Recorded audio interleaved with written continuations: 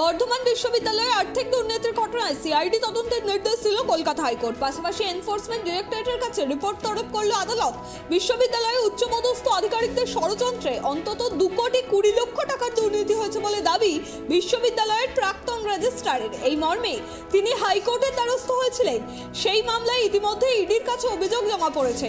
ওই অভিযোগের ভিত্তিতে তারা কি পদক্ষেপ গ্রহণ করেছে তা জানতে চেয়ে রিপোর্ট তলব করেছেন বিচারপতি অমৃতা সিনহা।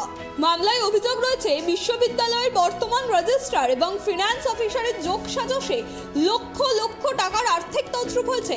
ঘটনার তদন্ত করছে সিআইডি। এদিন মামলার শুনানিতে সিআইডির তরফে জানানো হয় এই ঘটনায় ইতিমধ্যেই 2 জনকে গ্রেফতার করা হয়েছে, কিছু টাকাও উদ্ধার করা গিয়েছে।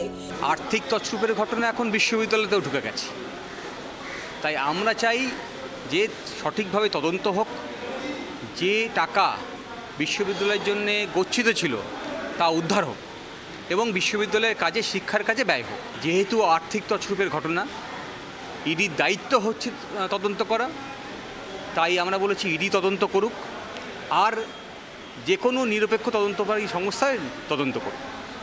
এখনও পর্যন্ত সিআইডি তদন্ত করে একটা রিপোর্ট দিয়েছে। ব্যাংক যেগুলো ছিল ইনভলভ তাদের দায় ছিল ইডিকে জানানো। কোর্ট আজকে জানতে চেয়েছে ব্যাংকের কাছে যে ব্যাংক রিপোর্ট ফাইল করবে কোর্টের কাছে যে তারা এই যে পিএমএলএ অ্যাক্টের যে দায় ব্যাংকের ছিল সেই আইন মোতাবেক ওরা সেই ইনফরমেশন ইডিকে দিয়েছে কিনা। ধীরে ধীরে অর্থের পরিমাণ বাড়ছে।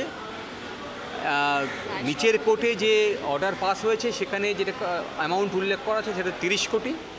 আমরা যা তথ্য পাচ্ছি তাতে বোঝা যাচ্ছে নট লেস দ্যান 40 crore, আরও অনেক বেশি হতে পারে, সেটা তদন্ত সাপেক্ষেই জানা যাবে। যে যেখানে সেন্ট্রাল ব্যাংক স্পেসিফিক্যালি রেজিস্ট্রারকে এবং ফিনান্স অফিসারকে পার্টি করে অভিযোগ করছে, সেখানে ফিনান্স অফিসার এবং রেজিস্ট্রার এখনও তদন্তের আওতার মধ্যে আসেনি। তাদের কাউকে অ্যাটলিস্ট গ্রেপ্তার করা হয়নি। অভিযুক্তের তালিকায় প্রাক্তন উপাচার্য এবং ফিনান্স অফিসার এবং রেজিস্ট্রার এতে সবার নামই আছে। দেখা যাক তদন্তে কি উঠে আসে। এদিকে 2টি রাষ্ট্রায়ত্ত ব্যাংকে থাকা ফিক্সড ডিপোজিটের অর্থ তছরূপের অভিযোগ উঠেছে এই মামলায়।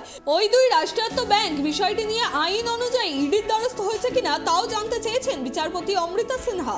ওই 2 রাষ্ট্রায়ত্ত ব্যাংকেও রিপোর্ট পেশ করতে নির্দেশ দিয়েছে আদালত। পাশাপাশি নির্দেশে বিচারপতি সিনহা জানিয়েছেন ঘটনায় সিআইডি দ্রুততার সঙ্গে তদন্ত করবে, প্রয়োজনে যে কাউকে জেরাও করতে পারে। পাশাপাশি প্রয়োজনে ইকোনমিক্স অফিস উইংসের সাহায্য নিতে হবে তাদের। সিআইডিকেও তদন্তের অগ্রগতি সংক্রান্ত একটি রিপোর্ট পেশ করতে নির্দেশ দিয়েছেন বিচারপতি সিনহা।